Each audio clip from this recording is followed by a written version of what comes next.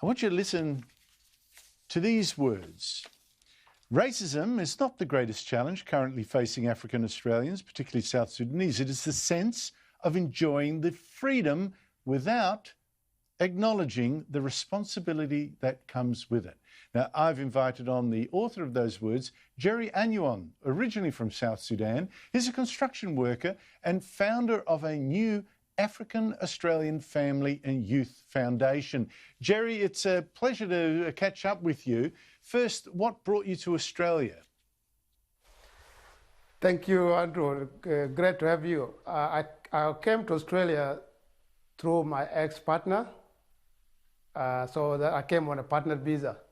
That's how I came to Australia 4 years ago today. Right. How many years?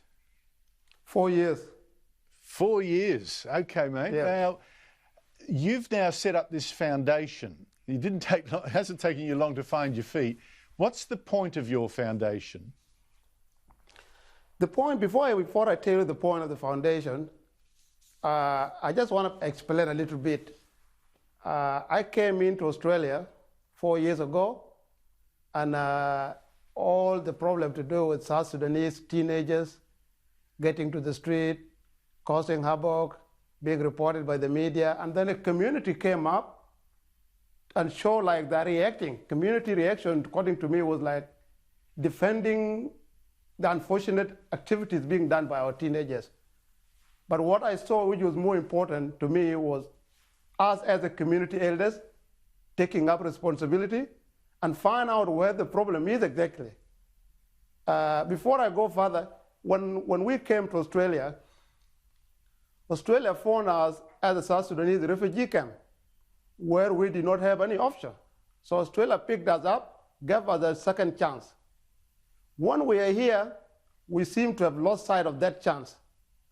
And instead of us taking that responsibility and pursuing things that brought us here, we are starting now to start blaming other people for telling us off on the thing that they see us doing. I don't deny this racism. I don't deny that individual racist, but I believe an element of responsibility is lacking within the community. That's how I came up with the foundation, so that if some of the teenagers that want to be given a hand need somebody to help them, I'll come and help them under that foundation.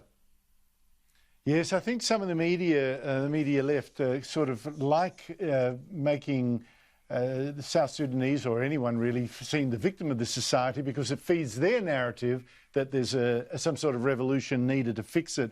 Jerry, can I, for viewers, read out something you wrote on your Facebook page? And I recommend a lot of people go to Jerry's Facebook page.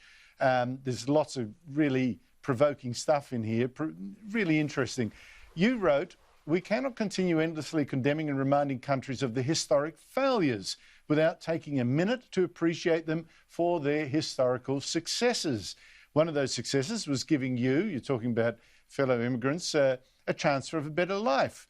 Countries with a functioning system, such as Australia, recognised their mistakes, they took responsibility for them and turned around to give others a fair go. It is our opportunity now to join the Responsibility Club and give other suffering people a fair go, because we are not refugees anymore.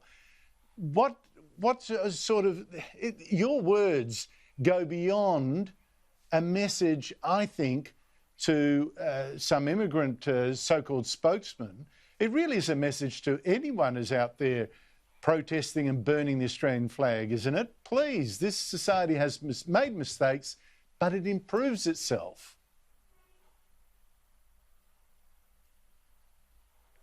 Jerry? Yes. I came to those words. I was asked by one of my colleagues at the workplace to give a statement on the Refugee Day, which was a few weeks ago.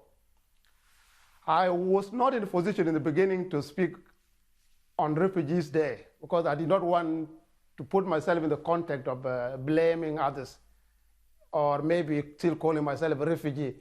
But one thing that I thought about when I was making that statement was that it is important first to thank the country for the opportunities it has given you.